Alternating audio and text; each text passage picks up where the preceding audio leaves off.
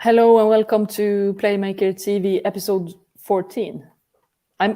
I find myself I have to count every time I introduce this, but it's Friday. It's snowing in Linköping, and it has been snowing for 24 hours because we usually talk about the weather when we go on here. So I just want to mention that the weather is crazy here. And it's in Sweden today. It's Football Shirt Friday, and you have gone all in, Jesper. So show us your shirt. Yeah, I've gone all in. I'm working from home today, but I still have my football shirt here, and I have a classic Manchester United shirt from the 90s. So it's a great day just to wear a football shirt, which I do more than today, but a perfect day to do it. And if you want to send some money to Barncancerfonden or Children's Cancer Foundation, you can do it to 902-0900. It's for a great cause also. Yeah, and all the money counts. Yeah. With that being said, we're going to jump into what we are here for. And last weekend, the Damallsvenskan kicked off. Finally, I must say, but then again, we're about to kick off round 2 in a couple of hours. Linköping. And you're going to that game? Yeah, I'm going to that game because Linköping will play Rosengård. And this is going to be interesting because, like I said, it has been snowing for 24 hours soon. Yeah. And if they have had the chance to keep the stadium and the artificial grass clean, then I'm pretty sure it's going to be a great game, but it's going to be cold. Yeah. So with that being said, let's talk some Damallsvenskan now, because what you have done for this episode now is that you have used the data from Playmaker and you have been doing some match reports from every game that was played last weekend. Yes, exactly. So I've done some short game reports, and that's I've used data and plots that we use for game reports in general on Playmaker. And this is also, we're gonna take a few steps back again, I think, because like I said, we're at episode 14. Yeah. But at the beginning, when you and I started to do this, we talked a lot about Playmaker and what Playmaker can do for you and what it is. Yeah. And since we are gonna also talk about player grades at the end of the episode, and I think we should go back to what can Playmaker do for you, because I hope that if you're a fan or if you are a professional in the game, as a player or scout or manager, whatever, we're here to also let you know what Playmaker can help you with or teach you. What do I know? So let's go back to that now. What is Playmaker? For those who haven't been watching us recently, what is Playmaker, Jesper? So Playmaker is an AI company for football and data analytics, and we have customers in clubs, federations, agencies, players, and so on. And we've had a platform since 2016 that is still running, that teams use, and our clients in general. And we also do consultancy work for player recruiting or just for team and game analysis as well. And we work closely with the Swedish FA and the national teams, also, to mention a few. One of our newest customers, for example, is BK Häcken on both men's and women's side. They won the Swedish title last year on the men's side, and they've won it on the women's side or in the cup final in May. Finished second last year, right, Mia? Yeah, and they're gonna play in the final of the Swedish League Cup. Yes. In June, I think it is now, because they changed the date for the final. And with also, Yeah, and also with the Playmaker, I just want to mention we have one big news coming up pretty soon. That it doesn't matter if you're a player, club, or a fan, even or media, you will be able to take part of that. A great product that is coming soon, and then we have a product 2.0 that is also coming. Not as soon as the first product, but in a few months. So stay tuned. Yes, and for me, that what you are talking about or teasing about now, because we're going to talk about next time we do this. I think it's going to be great to be able to talk about it. But now we're going to stop teasing about that also, because that's just mean. But watch next episode. That's what we can say. Exactly. But let's jump into Damallsvenskan. And this is also the fact that you guys at Playmaker, you awarded players according to data grade at the end of the season. Last season, I must say. So this is also quite new, because obviously we have been speaking about this a lot. You can't just grade a player through just data. But if we are honest about it, and we say that this is just the data. And I'm going to say this also, that Mia and Jesper, we have been talking about, it would be great if we could show videos and clips of what we're talking about as well. But unfortunately, that's a bit hard due to copyrights and in general. But what we hope is that the data we show you is gonna make you see stuff on the pitch when you see teams play and the players do what they do best. And with the player grade that you mentioned, it's based on machine learning methods and ranks the players' action with the ball and without around the ball on the pitch during the game. And it's based also, like, the players get a performance grade, and then it's compared with other historical, in this case, women's games, and they are compared with player on their own position group. So, for example, a center back is not compared with a forward. Okay, let's dig in. Yeah, let's jump right into it. And this season kicked off last Friday in Malmö, where Rosengård said hi and welcome to Piteå.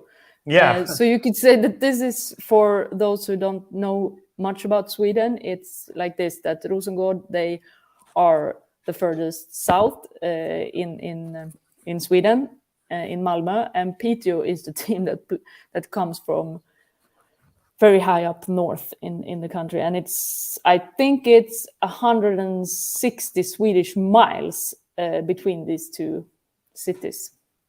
Yeah, that sounds fair. That sounds fair.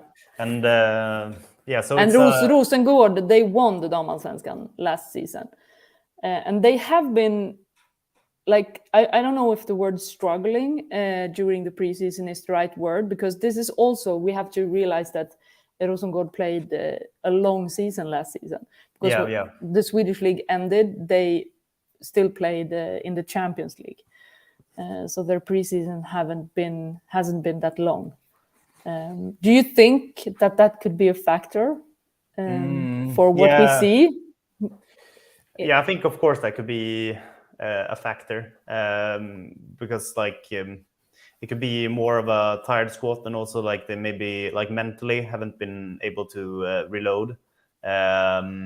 So that could, of course, be a factor. We've also talked about who should score the goals in Rosengård ahead of the season, you and me. And if you look at this game, like, it was a fair result with 1-1. Like, Rosengård didn't create more chances than Peter, really. They had more momentum that you can see up here to the right in the XT flow chart, but the chances were fairly the same. Did you say XT flow chart there? Yeah, so up to the right, it's expected threat flow chart, and we call it like a momentum graph. So it describes really the momentum of the game. So if it's blue here, it's the home team, in this case Rosengård.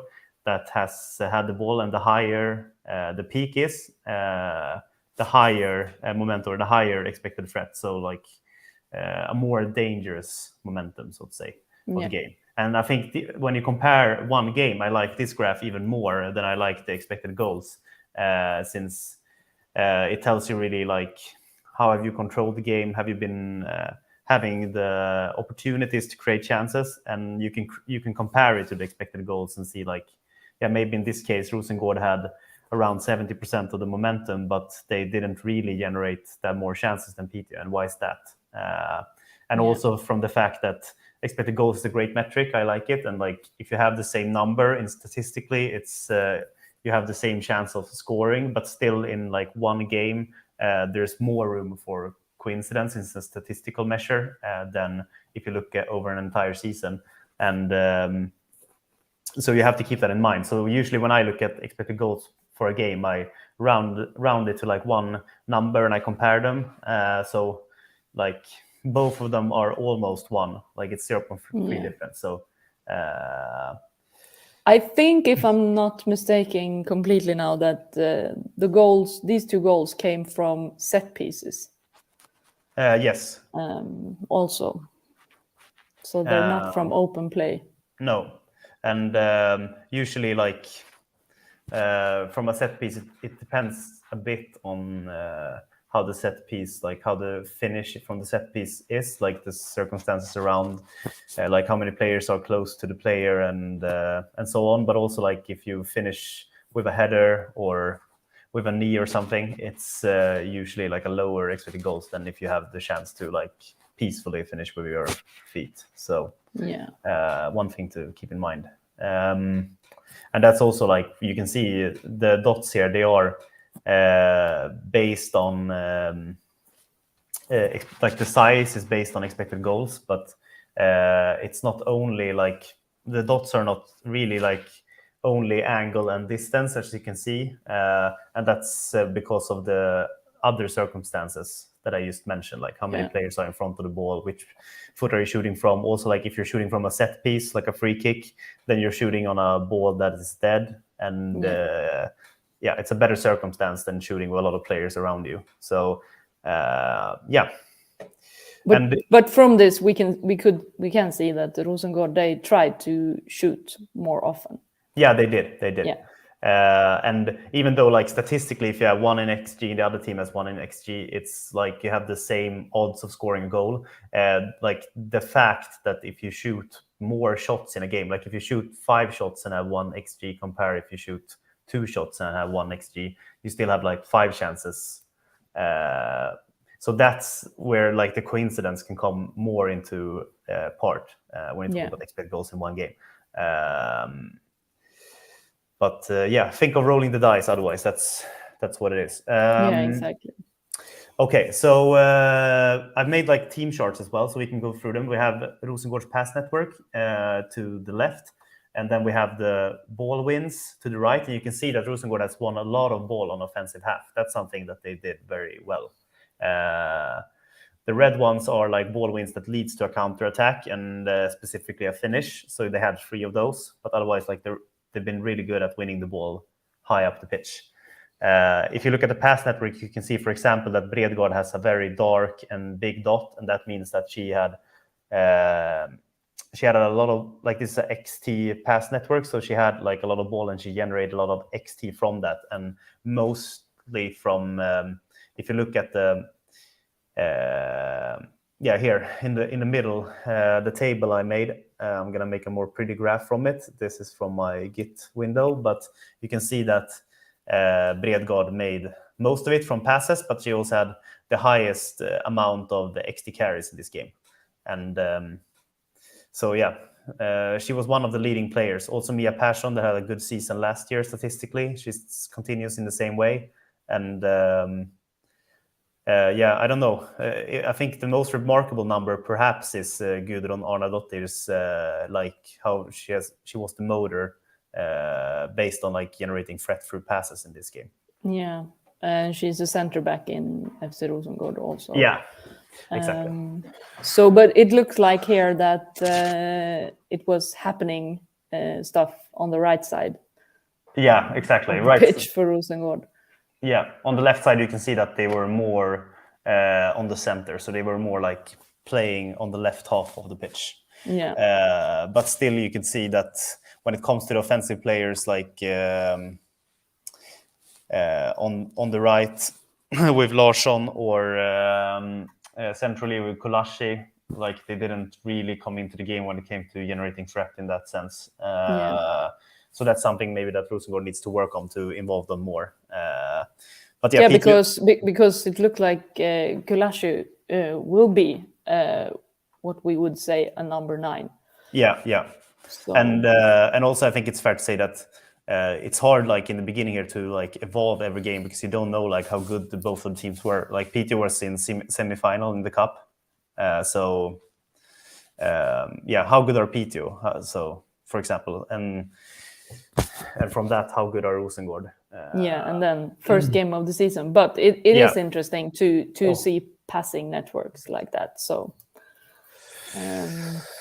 I'm mistaken. Let's see if it like changes throughout the season from the right side to more balanced on the left side. But we must say that the player we are going to talk about now, I see Sofia Bredgard, I will probably think that she will be one of the most important players for Rosengård and in the league, I must say.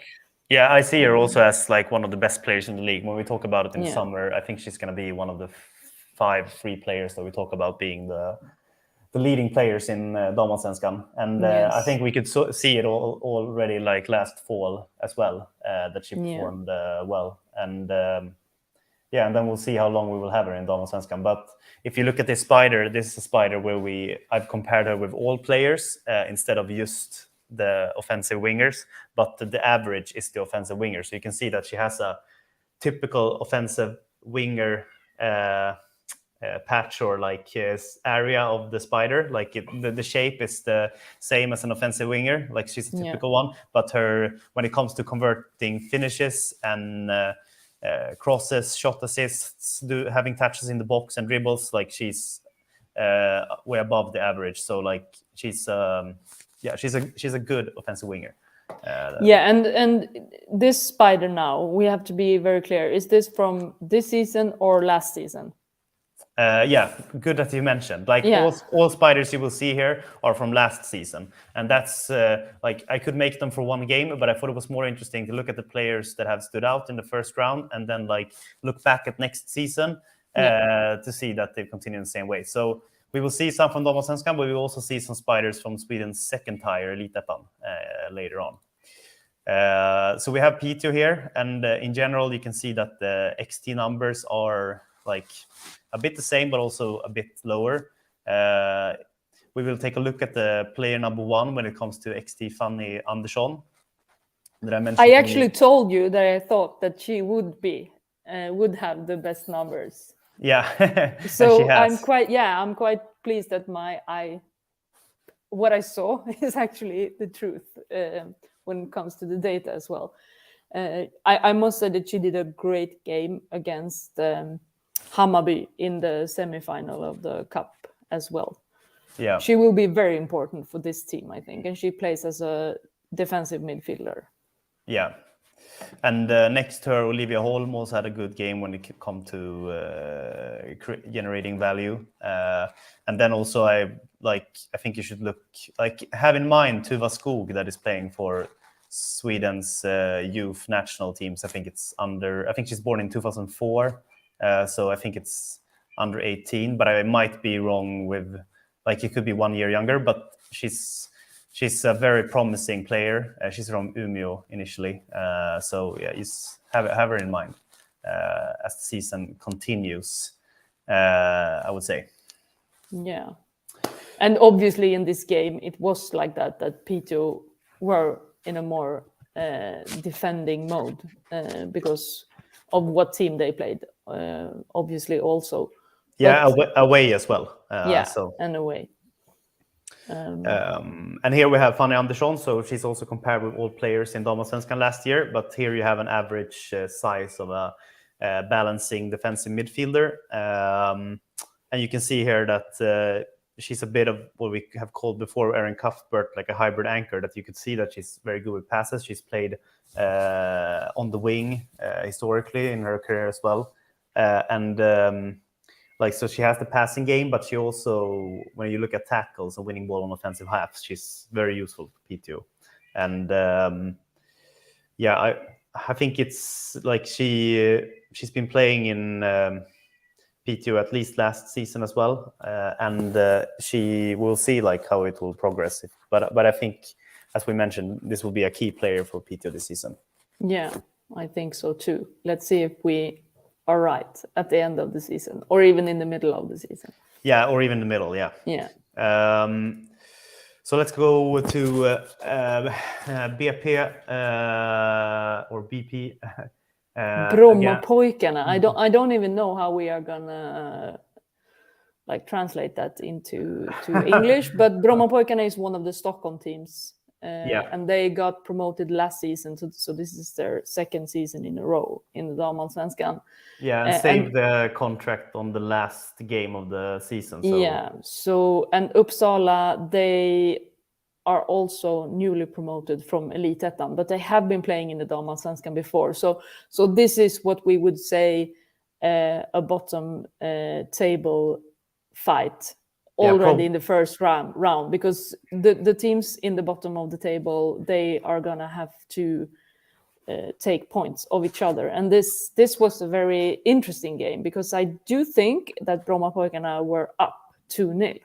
Yeah, they were. I watched this game, and originally I'm from Uppsala and also a friend of the assistant coach in this team. And Brommapojkarna led with 2-0 after 20 minutes. You can see it on the expected goals over time plot here. Yeah. But I think that Uppsala played well, and you can see initially Brommapojkarna started with very high momentum, but over the game it's very 50-50, and if you take away the initial good start, it's more of Uppsala. And even though Brommapojkarna generated more expected goals, when it comes from momentum, it was a very tight game. It also in the end of it turned from final third to final third, so it was kind of enjoyable to watch. And even though these are teams that will fight for the contract, I think there are some exciting players to watch ahead of this season. Truly, if we look at the BP first, for example, it's a nice passing network. It is a really nice it's a really network. nice passing network. You can see that they try to play wide and use the wings, and they also have Borrero and Alberg in the center that have a lot of ball.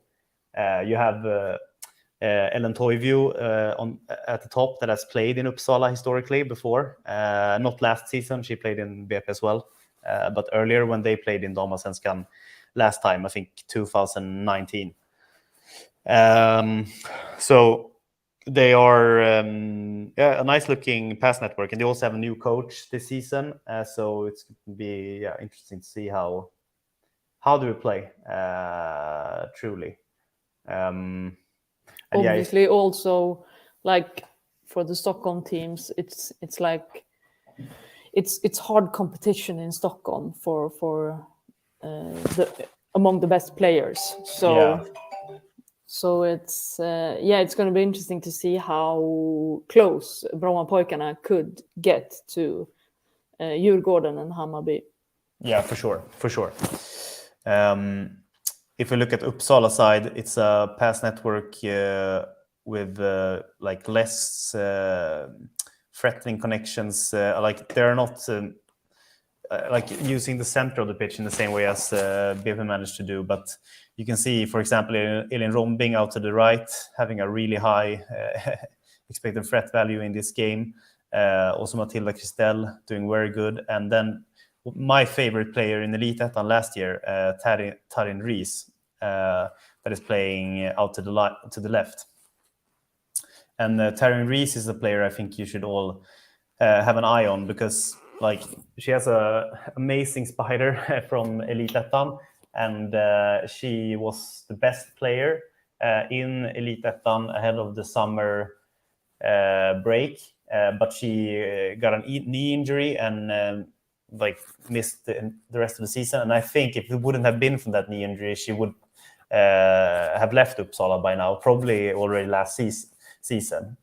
And so they have like, it was very unfortunate for her to get the injury, but like I think she can be super useful in Uppsala, and I also think this is a player that will go far. So she's a big dual threat, like both with the passing game in the final third, also the carries and the dribbles.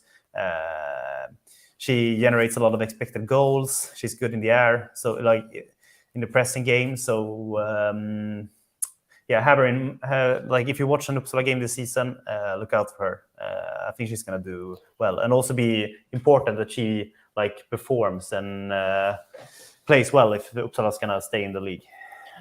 And also, this is very interesting because we usually say that the bottom teams are the one that is probably newly promoted, and they don't have the same budget and experience to play in the Damallsvenskan, and it's a quite big step from Elitettan to Damallsvenskan in terms of pace, tempo, and tactical displays.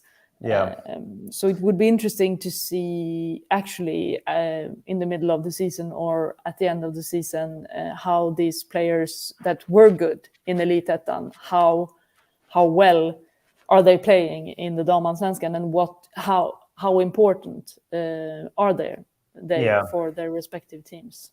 Yeah, Uppsala, they started super well in the spring. They got some injuries, and then they lost pace in the fall, and they dropped from position 1 to eventually going to the playoff in position 3. But then when Eskilstuna got degraded, they got their spot. So I think they can do well. But also, as you talk about with promotion, like last season, it was IFK Kalmar, BP, and Umeå. That was the new teams in Damallsvenskan, and they were all in the bottom 4. And the bottom 4 was like in an own kind of region of the table almost the entire season. So we'll see. Like they were a cluster. They were a cluster.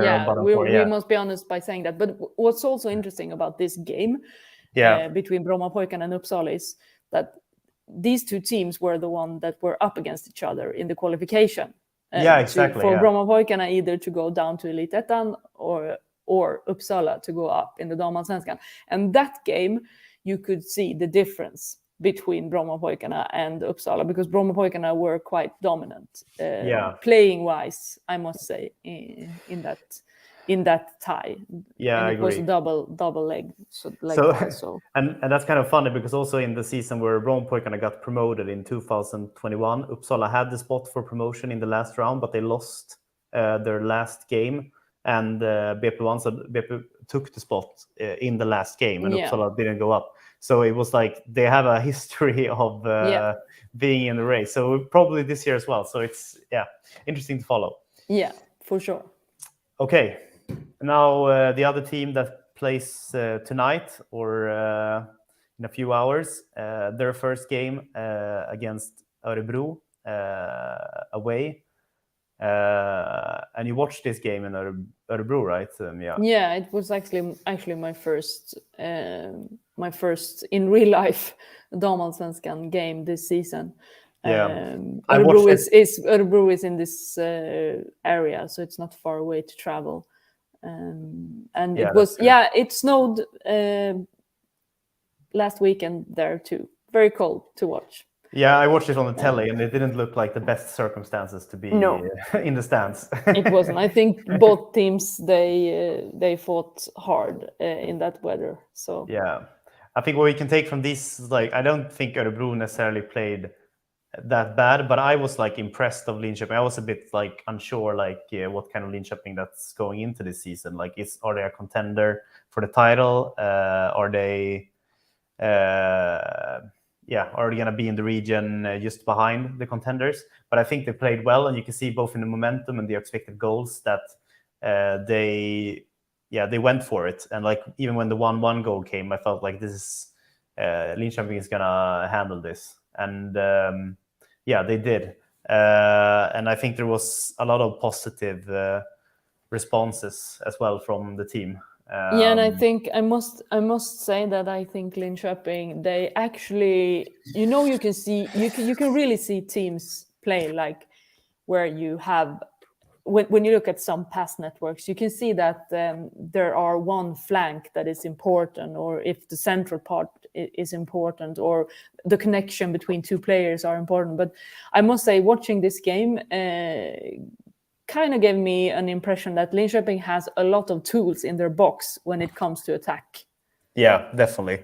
And we will see that very shortly when we watch in Linköping's side as well. I can just mention like Örebro's passing network being really tight. It comes a lot from Linköping not allowing Örebro to have like a lot of possession. Like they had like shorter pass sequences, and Linköping won the game on the center in the central third of the pitch. I feel quite good about myself again now, because when I watched this game, I told myself that, okay, Heidi Kollanen, the Finnish national team player in Örebro, I thought that she looked very comfortable with the ball, and she was the one that made good passes and kind of like with a plan before she made them.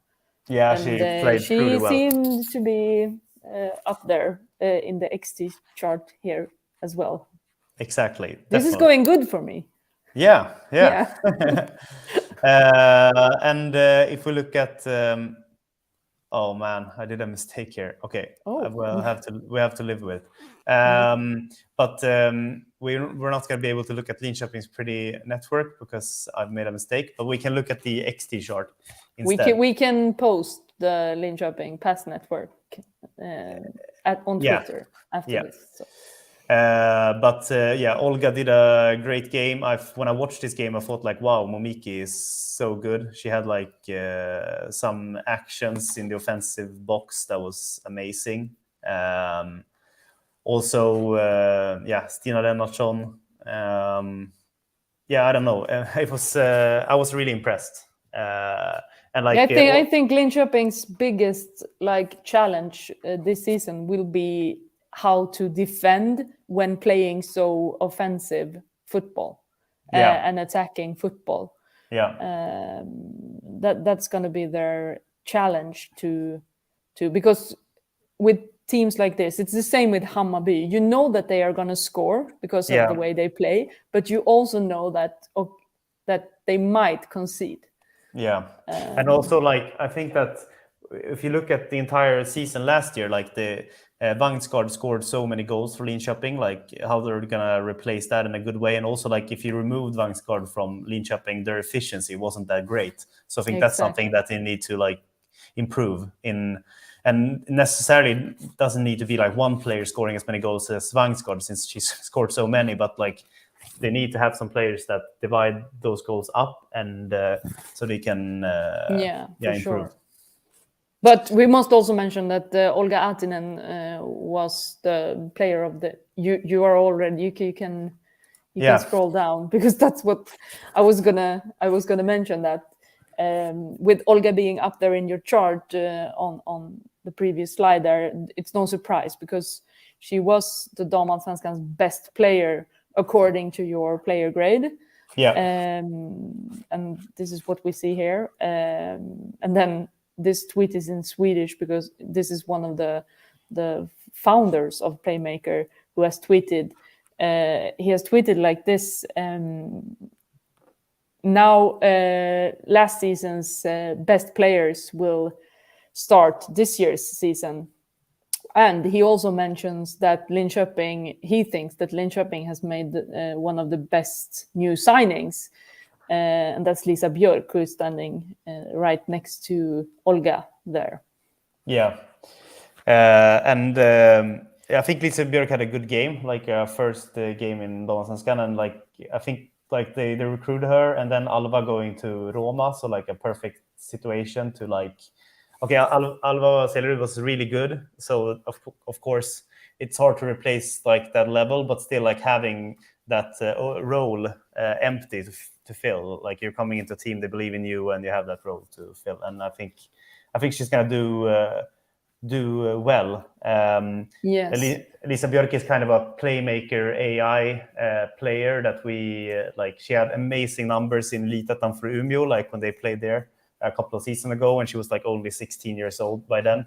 So we were like, she's gonna go sky high. She's gonna go far. Yeah. We talked about her a lot, and this is the player that has actually gone from being one of the best players in Elitettan, who is the division below the Damallsvenskan. Then she played with Umeå in the Damallsvenskan last season. Still good, but now she's in one of the top teams, Linköping. So this is a player that it's going to be very interesting to follow because of that. Now, how is she gonna do in a top team?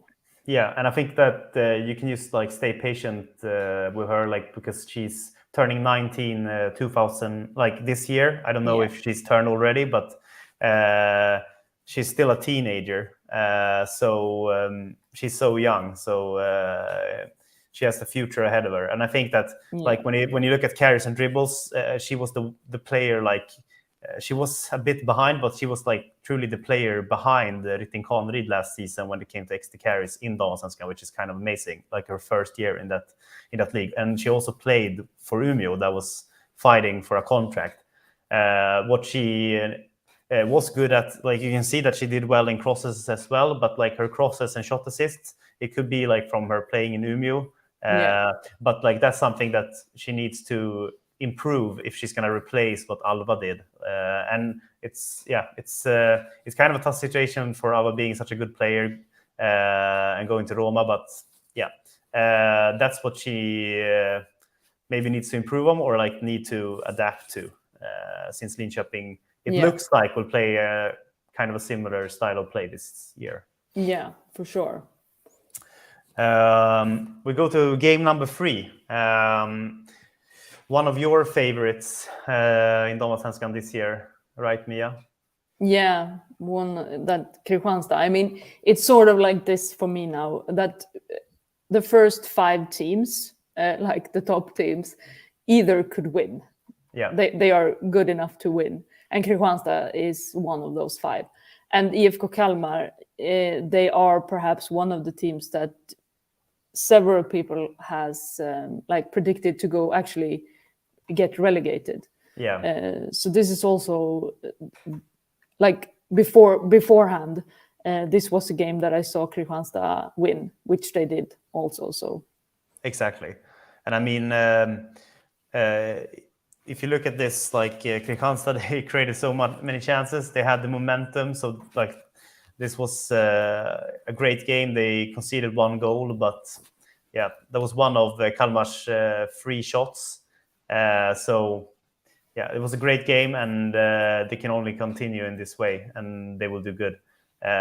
When it comes to Kalmar as well, like they had last season, they were still in a tough situation. They overperformed their XG, and they had one player playing as a number 9 that was completely amazing, and she's not in the team anymore, Alyssa Walker. So that's one thing that they're going to need to replace. Because she didn't just score, she actually saved and won them some points by scoring. Actually against Linköping when they played a 2-2 draw last season. So I mean, and that was a game where they practically fought for their life to stay up in the Damallsvenskan. So they are going to be interesting to follow in that way.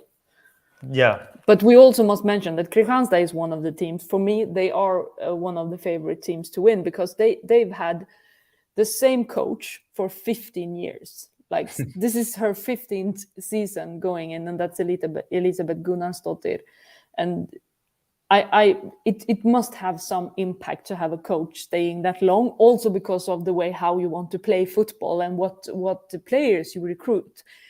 Also, for people not knowing that Kristianstad they may be one of the small clubs in a way, because they only have a women's elite team and not a big men's club behind them, but they have a great and stable organization with a head coach, 2 assistant coach, and I mean, they seem to know what they are doing, and I think it must pay off at some point. Yeah, for sure. I couldn't agree more. I think Kristianstad also has an interesting pass network here, like playing kind of 3-3-1-3 in this game. If we look at the numbers here, like we'll talk more soon about the first player, so I'll leave her. But Evelyn Viens, like starting off in the same way as she finished, having like a crazy high number for expected threat carries here. This is really high for one game. And then Josefin Harrison, which I think is very interesting. Young player, also plays for youth Swedish national teams. Emmy Alanen scoring 2 goals. Sheila van den Bulk was good last season. Melina Luck, the goalkeeper, truly great. So yeah, good numbers. We will talk a bit more about some Kristianstad players soon. If we look at the IFK Kalmar's game, they were playing lower. You could see kind of a style of play that they tried to, playing with 4 in the back, pushing their fullbacks. Finnman as kind of a motor in the middle there. But I think the big question here is like how they're gonna score goals, and yeah, of course, also how they're gonna handle defensively. But I think we talked about BP and Uppsala, and Kalmar is gonna be there fighting with them for sure. I think so too. Okay, unfortunately, we must say, but yeah. But this is also interesting because Kristianstad, I told like it felt stupid to say that at some point their great work with the team and Elisabeth Gunnarsdottir's work with the team has to pay off, because it already has. I mean, Kristianstad is one of the top teams. That's just only to mention that is saying that it already has been paying off. But they had a great players and both their keeper Melina Luke and Evelyn Viens was Playmakers player of the year in their respective position. Yeah, exactly. And I think it's great that they managed to keep those players for once. Like they can, Evelyn Viens, like is starting off in the same way she finished last season. Tremendous. And if she probably, like she earned back her spot. I don't know if she had played a lot of games for Canada before, but I know she like came back to the national team last season as well. So yeah, a great player to follow, and we'll see.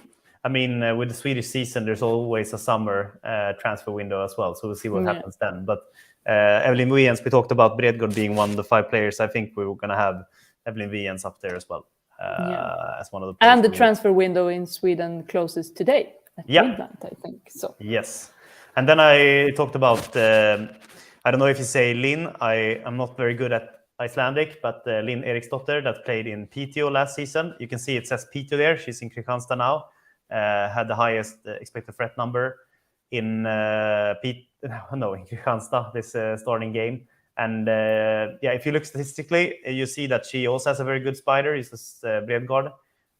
She also has these air duels way above average compared to other offensive wingers that you can add on to this spider. But we also have the dribbles, carries, the goal convergence. So this is an interesting recruitment, and to see like how she's going to perform playing with Viens and Tabby Tindell up front. For sure. Well, we're only 2 games. We have only 2 games left now, so yeah, we're going forward. This is 2 newcomers playing together. Maybe 2 teams that will fight together with BP Uppsala and Kalmar. Or do you think any of these games will not be in the relegation race? Or what do you think, Mia? I think it's hard with the bottom tipped teams. I do think that Växjö has a good coach. He knows the Damallsvenskan very well. Olof Unogård, who has coached an Uppsala team, I must say, because that was serious, but also Hammarby and Linköping. So he knows the league very well. But then you have IFK Norrköping, who has... I mean, it's a big men's club and they play in the highest division. So I think resources there will tell you that they are going to stay up, even if they're probably not going to be a top team for a few years, but they will be there. So it's going to be interesting. Also, you could tell when they play this game that is a club that will provide to the attendance numbers in the Swedish league, which is also great because then that's very good. They will grow and develop and help other teams grow by that to make the women's game in Sweden more visible. Yeah, and historically, it's one of the greatest organizations in Swedish football. So big fan base and a lot of history. A pretty tight game still. 2-1 Norrköping. Växjö won Elitettan. Norrköping finished second. And Växjö also had what I should look up this, but they had kind of a gap. Like Växjö was really good in Elitettan. They bounced back because they were relegated from Damallsvenskan in 2021. So they just did the one occasion in Elitettan. If we look at Norrköping, they have some interesting players from that they've managed to keep. For example, Sabina Ravnell, that was in our team of the season for Elitettan last year. That did a really good game. We have Kato, which I think is an interesting player. She has been playing in Linköping before also, so she knows what it is to play in this league, I think. Vilma Koivisto is a young Finnish player that has like a similar profile statistically to Olga, although she's not as dominant as Olga. She played for Umeå last season, but like she's a very interesting young Finnish player that they signed. Interesting team. If we look at Växjö, they also have some interesting players from last year. Pensäter was a great center back, Emma Pensäter. They have the number 9 that also has some caps for Swedish youth national teams and has a famous father that played football on the men's side. That's also doing very well. I think Evelyn EJ is going to be a very important player for Växjö, obviously. And it's interesting we talk about that, but number 9s in the Damallsvenskan, they are important. Often they are important because we can see that at the end of the season. And considering that she's so young, I can see that she will like score some goals that will be very important. That could be the difference. They lost this game, but it could be the difference that Växjö gets a new contract. But also like considering her age and her qualities, I think it could also be like it's going to be interesting to see if she's going to go.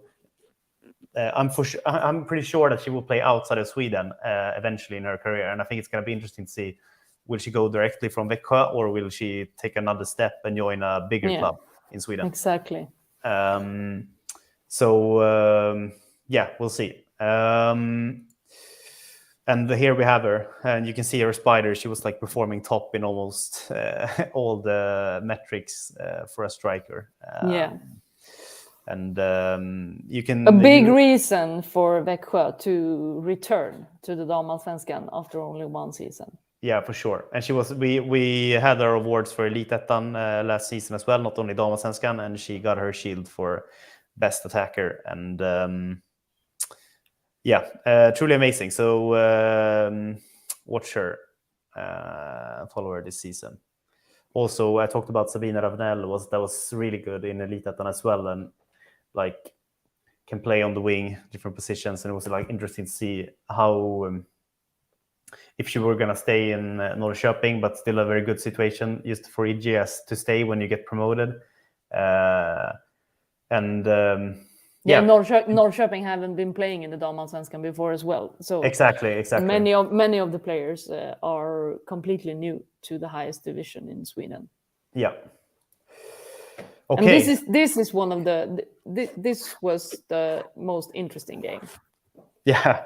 So this is one of the games that is like truly interesting. I think that I don't remember now, but I think most games turned out kind of what their expected goals showed. Like it should have been 1-1 really among Piteå and Rosengård. Like Linköping should have won, Kristianstad should have won, and in this game you can see that this graph almost looks the same with expected goals that Kristianstad and Kalmar game almost, and momentum like Häcken has all of it. We'll see more of that later, but still they lost. Djurgården got the early goal, and especially in second half, Häcken just went for it. But Djurgården has a good goalkeeper, and the thing is also that the possession was divided into in this game. I can tell you. I think Djurgården had 38% of the possession, which ought to tell you a lot about how much of the ball BK Häcken owned. Yeah. And I think we start in the opposite direction. We've started away team Djurgården that won. If you look at the pass where there's a style of play that's pretty obvious, still there were like the connections weren't that many considering the possession that you just mentioned. But Alice Bergström, maybe the most significant player. Stina-Lisa Johansson, also a youth national team player for Sweden, someone to look out for. But and then also in general, like this is a great result for Djurgården, and I mean Djurgården has like ambitions to become more of a top team in Swedish women's football. Which they should have, I think, also because they are a big club.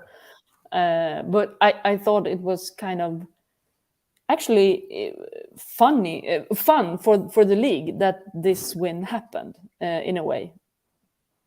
Yeah, I think also so. I think it's like a great start and like a good result for the league, definitely. Yeah, for sure. Häcken needs to hunt. Now they're 3 behind already. 3 points is not that much. But then, like, if you watch that Häcken statistic, like, you could, of course, tune some things, but I think that the Häcken coaches and so on, they shouldn't be panicked. Like, they should continue in this way mostly, and they will be keep doing what they are doing, and then they will be fine, because this pass network, it's crazy. Yeah, it's amazing. Like it's the most, it's the highest on average pass network of all in Damallsvenskan's first round. You also see like Rybrink, Sandberg, Hanna Wik, Rubensson. Like there's a lot of players generating a lot of value. Yeah. We talked about Anna Sandberg in like, I don't know, not the latest episode, but the quite recent episode. We broke down her season and what Häcken saw in her when they took her from, or signed her from Örebro, and like she's continuing in the same way. I guess I have hard to see that she will be playing in Damallsvenskan this entire season, or I don't know. She's such a big talent. It's going to be interesting. But it's also interesting that because Anna Anvegård, I would say probably is going to act like Häcken's goal scorer.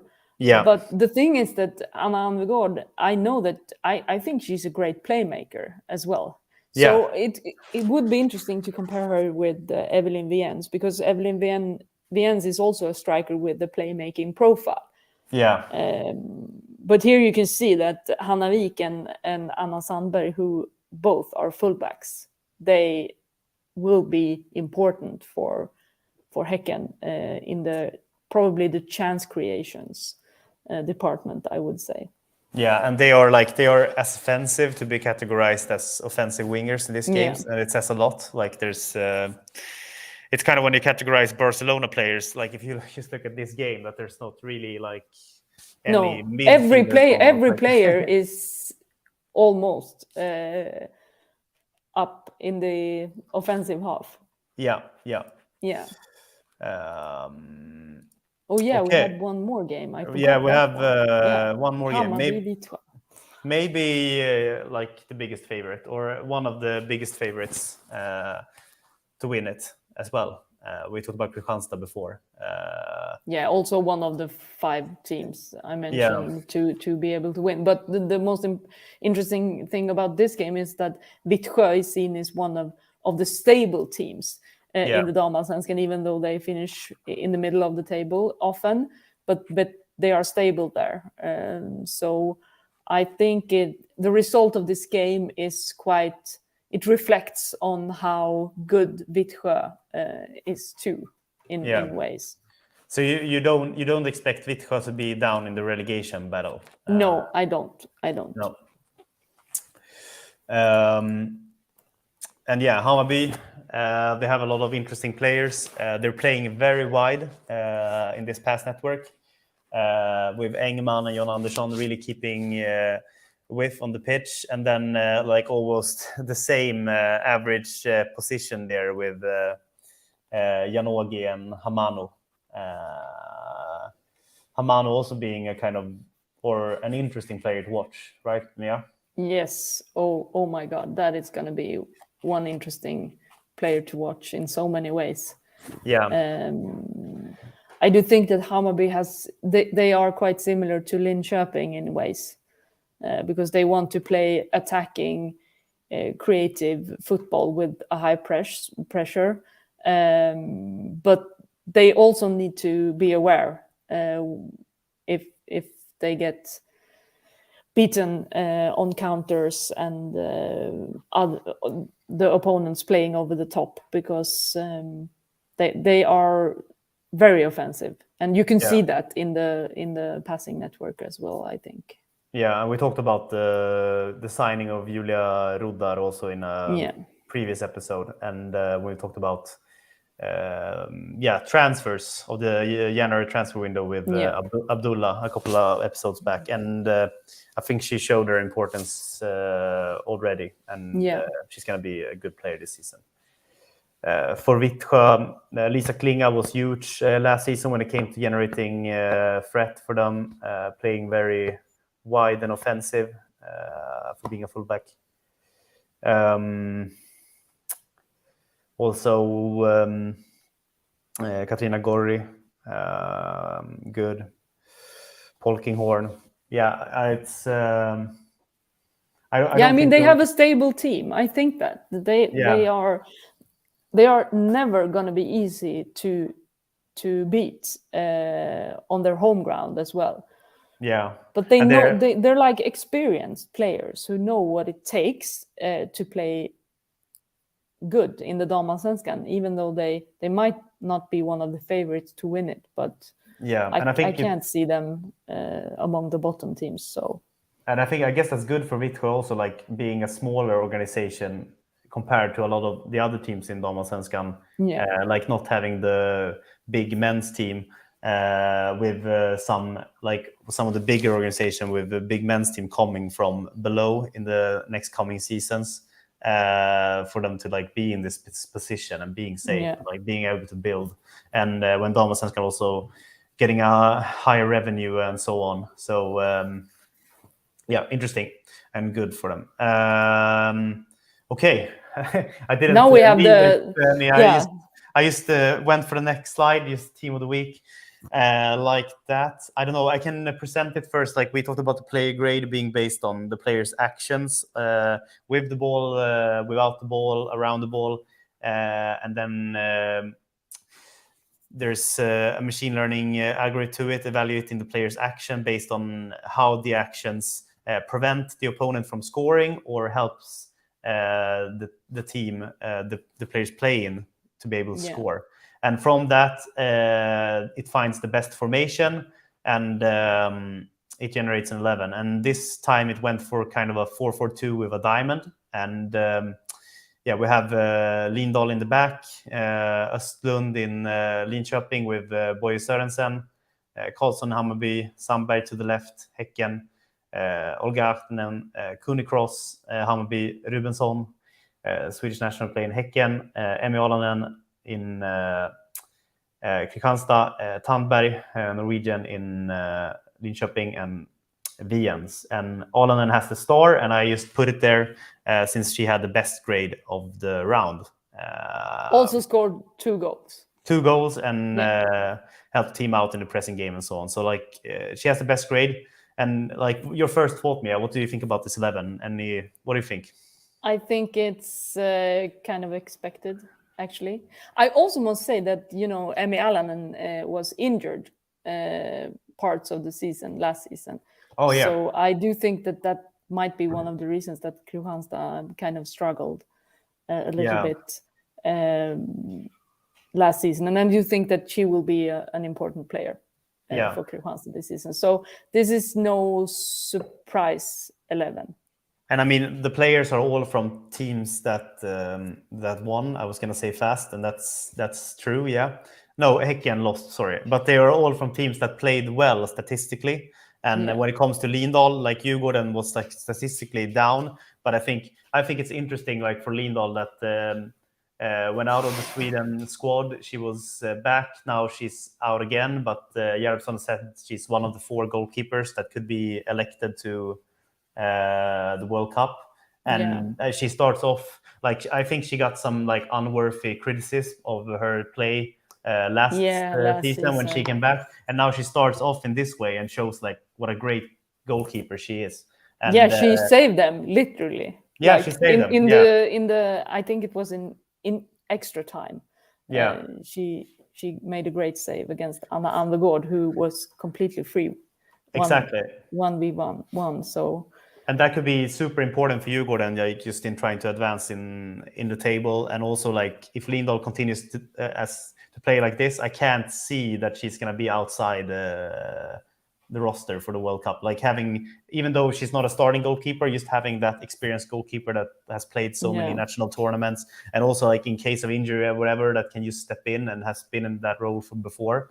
So it will be interesting to see if these players can stay in the best 11. Are there any of the players here that you think, or like we talked about Viens and I can see many of them, but if I need to mention a few, then I would say Kunikros, Atinen, Alanen, and Viens. I think they will be up there.